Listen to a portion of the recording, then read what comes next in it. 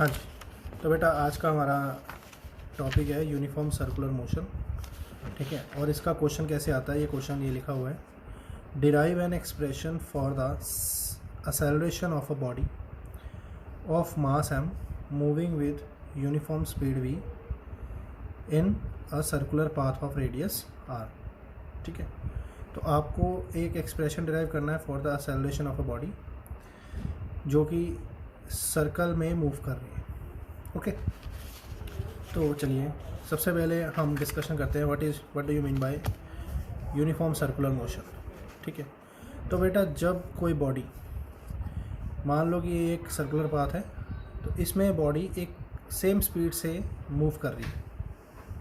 ठीक है, तो जब किसी सर्कुलर पाथ में बॉडी सेम स्पीड से मूव करती है तो ऐसे मोशन को हम बोलते हैं यूनिफॉर्म सर्कुलर मोशन। ओके, तो ऐसे स्पीड को हम बोलेंगे यूनिफॉर्म सर्कुलर मोशन। तो लिखिए, देखिए क्या लिखा है, when a body moves in a circular path with a constant speed then the motion of body is known as uniform circular motion. ठीक है, चलिए अब इस सर्कुलर मोशन के अंदर कुछ फैक्ट्स होते हैं जो हमें समझने पड़ेंगे। तो देखिए, तो बेटा ये देखो क्या लिखा है, in case of uniform circular motion the speed of a body remains constant. जब बॉडी सर्कल में मूव कर रही है यूनिफॉर्म मोशन में तो उसका स्पीड कांस्टेंट है, but the direction of motion of body changes continuously.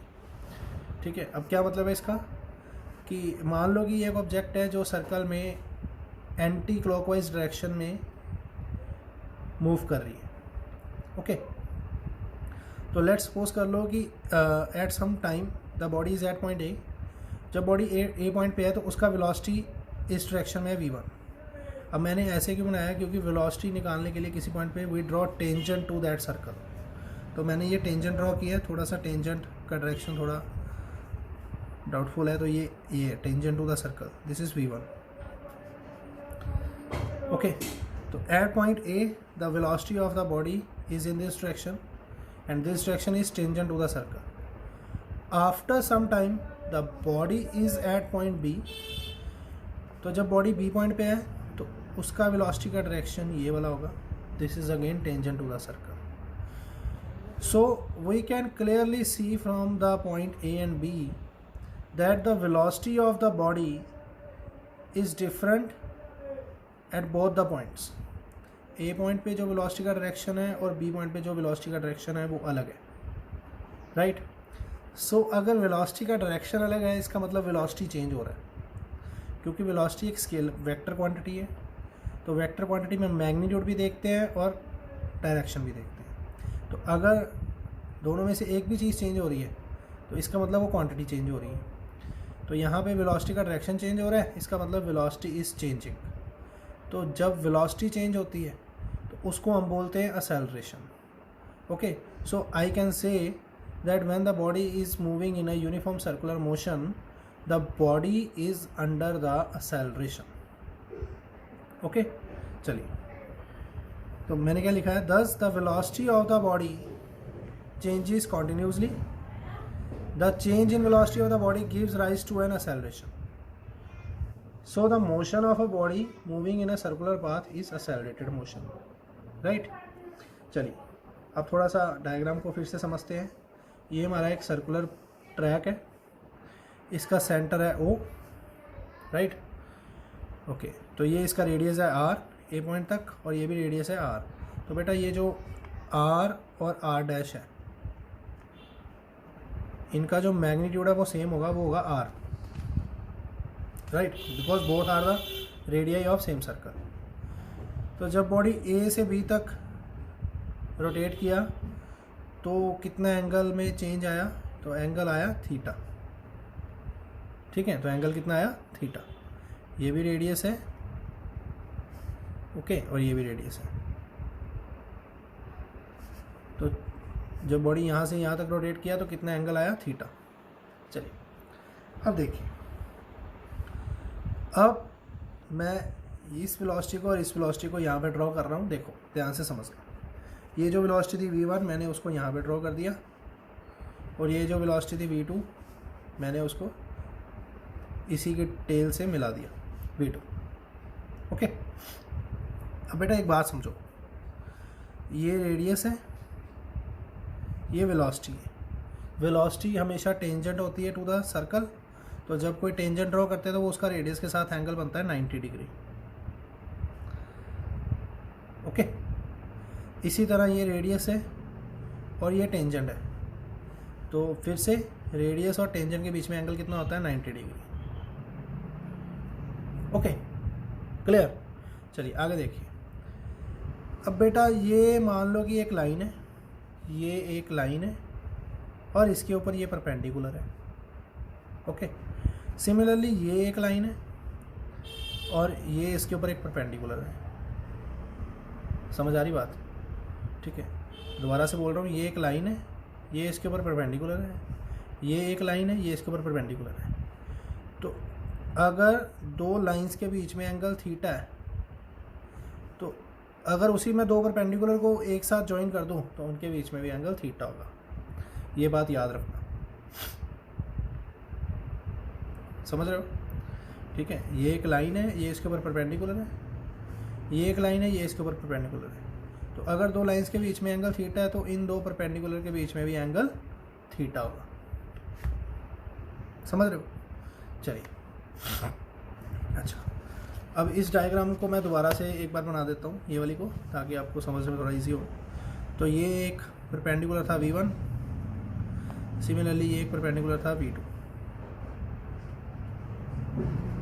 Okay, अच्छा, आपने ट्रायंगल लॉ तो पढ़ा होगा। चलो ट्रायंगल लॉ को छोड़ो, तो ये v1 है, ये v2 है, तो ये आपको क्या बताएगा? ये आपको बताएगा change in velocity, delta v। ठीक है ना, तो डायरेक्शन में तो चेंज आया ना बेटा। ठीक है, तो जो डायरेक्शन में चेंज आया मैंने वही बताया, डेल्टा v। तो इतना वेलोसिटी में चेंज आया। हमने बोला ना कि as the velocity, direction of velocity is changing, मतलब वेलोसिटी भी चेंज हो रही है। तो उसी को मैंने यहाँ पे सिग्निफाई किया, that this is delta v which represents the change in velocity. Okay, अच्छा, एक बात याद रखना कि इनकी डायरेक्शन में डिफरेंस है, बट इनकी वैल्यूज़ में कोई डिफरेंस नहीं है। इसका वैल्यू भी v होगा और इसका भी वैल्यू v होगा। मतलब अगर ये 50 है, 50 मीटर पर सेकंड है, तो ये भी 50 मीटर पर सेकंड होगा। मैग्नीट्यूड सेम है, डायरेक्शन डिफरेंट है। चलिए अब आगे देखिए। अच्छा, इसका मतलब कि ये जो इसकी वैल्यू है और इसकी वैल्यू है, ये दोनों सेम है। मतलब ये साइड और ये साइड ट्रायंगल की सेम है। बिल्कुल सही बात है। इसी तरह जो ये ट्रायंगल है OAB, ये जो OAB ट्रायंगल है, राइट, तो इसमें भी आप देखो कि ये जो साइड है और ये जो साइड है, ये भी रेडियस है, ये भी रेडियस है, ये दोनों इक्वल हैं। तो देखिए, जब बेटा किसी एक ट्रायंगल में दो साइड्स इक्वल होती है तो उसको आइसोसेलेस ट्रायंगल बोलते हैं। तो क्या लिखा मैंने?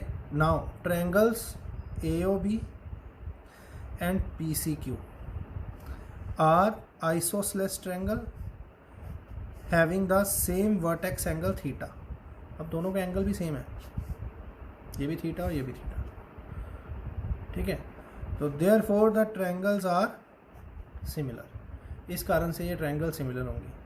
तो अगर ये ट्रायंगल सिमिलर है तो इनके कॉरस्पॉन्डिंग साइड्स की रेशो भी इक्वल होगी। समझ रहे हो? अगर ये ट्रायंगल सिमिलर है तो इनके कॉरस्पॉन्डिंग साइड्स की रेशो भी इक्वल होगी। अच्छा, ये आर है, ये आर है, ठीक है, तो ये इसको मैं मान लेता हूँ कि ये जो चेंज हुआ है डिस्टेंस, ये है डेल्टा आर, यहाँ से यहाँ तक। ओके, चलिए अब मैं इसकी ये साइड, ठीक है, तो ये side by this side, delta r by r. Similarly इसकी एक साइड और इसकी एक side, delta v by v. या ऐसे भी समझ सकते हो, आपने पढ़ा होगा कि एंगल जो होता है, एंगल का फॉर्मूला क्या होता है? Angle is equal to arc upon radius, right. तो ये बेटा आर्क है, तो ये रेडियस है, तो angle is equal to arc upon radius, और यहाँ पे भी आर्क अपॉन रेडियस। ये आर्क है और ये रेडियस है, आर्क अपॉन रेडियस। यहाँ दूसरा कंसेप्ट मैंने बता दिया कि दो ट्रायंगल्स है सिमिलर हैं तो उनके कॉरस्पॉन्डिंग साइड्स की रेशो, जैसे इसकी ये साइड और इसकी ये साइड, इसकी ये साइड और इसकी ये साइड, इनकी रेशो आपस में इक्वल होगी। ठीक है, चलिए आगे देखिए। आगे हम क्या करते हैं,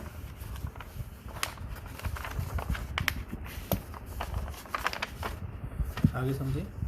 तो यहाँ तक समझ लग गया। अब हम इसको रीअरेंज करते हैं, यहाँ v को इधर ले जाएंगे तो ये बन जाएगा delta v is equal to delta r, आगे लिख दिया, और v बाय आर। ठीक है, समझ आ रही है। आगे divide both side by t, delta t, तो डेल्टा t से डिवाइड कर दिया तो delta v by delta t is equal to delta r by delta t into v by R. Okay, चलिए आगे देखिए। तो जो असैलरेशन है delta v by delta t, मतलब change in velocity by change in time, change in velocity by change in time होता है acceleration. तो a is equal to change in displacement by change in time, ये होता है velocity के equal, साथ में v by r as it is लिख दिया। अब v इंटू वी होता है वी स्क्र बाई आर, तो a का फॉर्मूला आ गया v square by r. Okay, so this is all about this topic. और ये जो सब्जेक्टिव एग्ज़ाम्स होते हैं उनमें ये क्वेश्चन फ्रीक्वेंटली पूछा जाता है, तो इसको आप एज सच एग्ज़ाम में लिख सकते हो। ठीक है, तो ये कंप्लीट नोट्स हैं इस टॉपिक के। ठीक है जी, तो बाकी का हम नेक्स्ट टाइम करेंगे।